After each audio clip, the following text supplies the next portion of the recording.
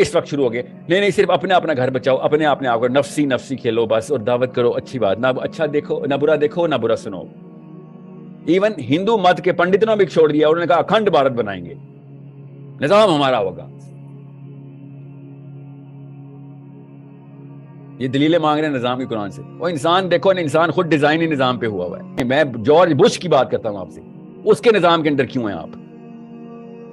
Victorian निजाम के अंदर कैसे आए थे हम? या फिर आप ये कहना चाह रहे हैं कि निजाम चाहे शैतान का क्यों ना, मैं उसके अंदर तज़किया कर लूंगा? ये इतनी शर्मनाक बात तो नहीं करें ना आप। पार्लियामेंट कोई कानून मंजूर ना करे, सदर ममलकत की मदाल नहीं, कोई ऑर्डिनेंस जारी करे, वो खुदा हुकूमत करे। ये चीजें तो वहां ज्यादा है यहाँ की निस्बत।